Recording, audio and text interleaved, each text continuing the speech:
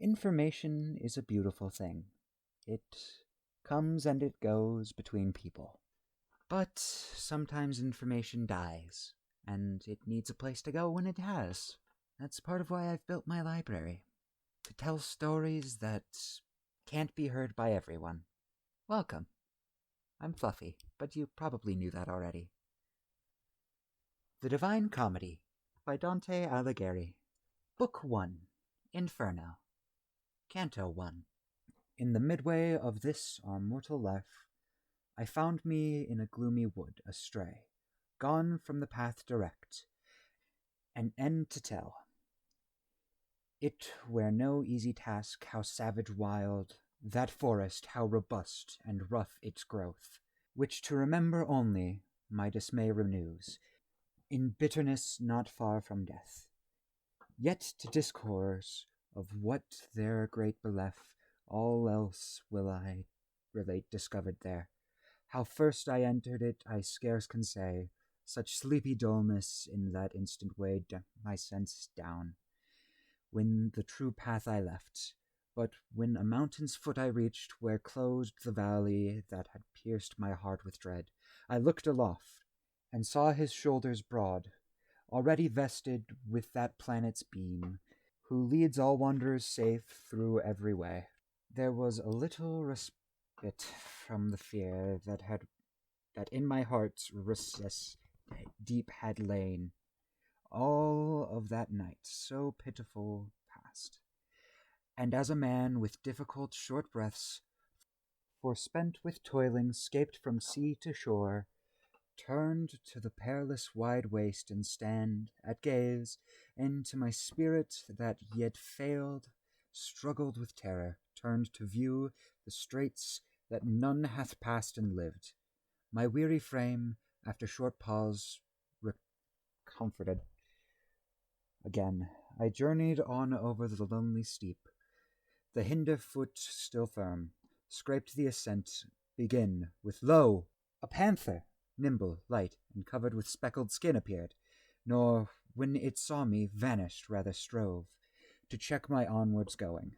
That oft times, with purpose to retrace my steps, I turned. The hour was morning's prime, and on his way aloft the sun ascended with those stars that with him rose when love's divine first moved, those it fair work.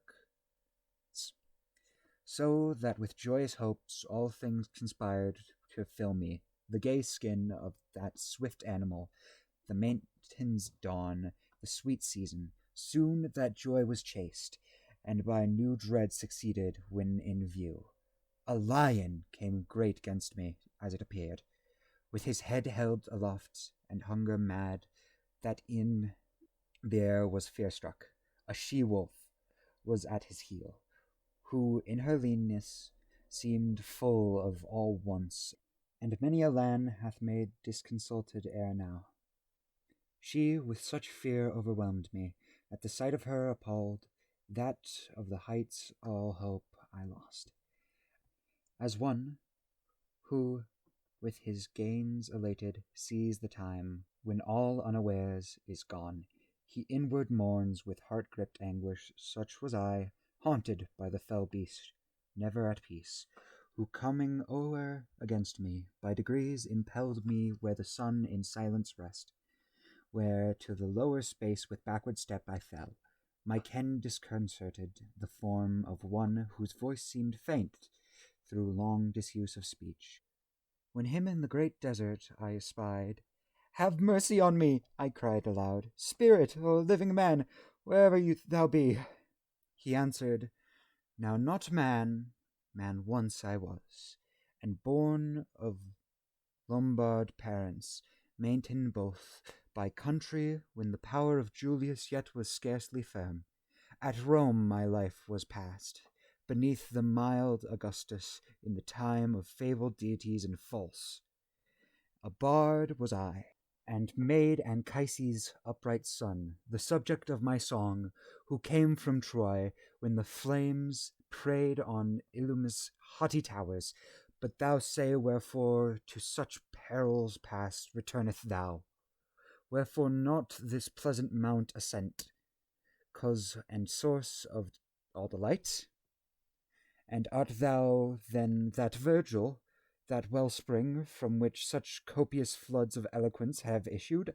I with front abashed reply, Glory and light of all the tuneful train, may it avail me, that I long with zeal have sought thy volume, and with love immense have cornered it o'er. My master thou and guide, thou he from whom alone I derived that style which, for its beauty into fame, exalts me. See the beast from whom I fled, O save me from her, thou illustrious sage, for every vein and pulse throughout my frames she hath made tremble. He, soon as he saw that I was weeping, answered, Thou must need another way pursue. If thou wouldst scape from out that savage wilderness, this beast, at whom thou criest, her way will suffer none to pass, and no less hindrance makes than death. So bad and so accursed in her kind, that never sated is her ravenous will. Still after food more craving than before, to many an animal is wedlock vile. She fastens, and shall yet to many more, until the greyhound comes, who shall destroy her with sharp pain. He will not life support by earth nor its base metals, but by love, wisdom, and virtue. And his land shall be the land twixt ether feltro. In his might shall safety to Italia plains arise, for whose fair realm Camelia, virgin pure, Nissus, Aurelius, and Turnus fell. He, with incessant chase through every town, shall worry until he to hell at length restore her.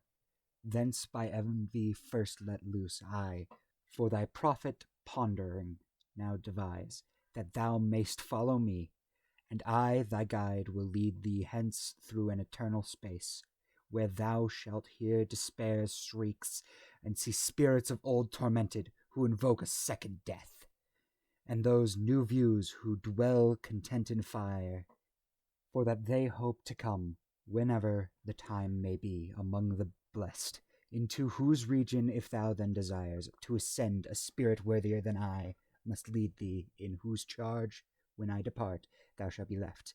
For the Almighty King, who reigns above, a rebel to his law adjures me, and therefore hath decreed that to his city none through me should come. He all parts hath sway, there rules, there holds his citadels and throne. O happy thou, whom there he choose. I to him in few, barred by the God whom thou didst not adore, I do beseech thee, that this ill and worse I may escape, to lead me where thou said, that I St. Peter's gate may view, and those whom, as thou tell'st, are in such dismissal plight. Onward he moved, I close his step persuaded. And there's the end of the first canto, or short poem. I'll just be referring to them as cantos, though. My basic thoughts for this, which I feel I should share, is that, one, the way this is literized is ungodly. Speaking this aloud feels like there are 4 golf balls in my mouth, despite the fact that I'm stumbling over the basics of English. But a basic recount of what happened during this canto is Dante arrives at the base of a mountain, which is supposed to symbolize heaven, on, I think, the first day of Easter? Yes, the first day of Easter. And he's blocked by a panther, a lion, and a she-wolf. And then Virgil, an old poet who wrote the Aeneid, which is a story I'm going to be covering in the future, shows up and says that he will guide Dante through hell and purgatory in order to get him to the base of heaven, so that he may recount this to people. Honestly, I don't know what else this book was trying to portray. It's just very confusing, even at the beginning, especially at the beginning, actually. It gets a lot easier to bear with the further down you go. But I'm afraid that's all the time I have for tonight. Join me tomorrow, or in a few weeks. I don't really know how long this next video will take to pump out. When I read Canto 2, and probably Canto 3, because Canto 2 is half the length of this one.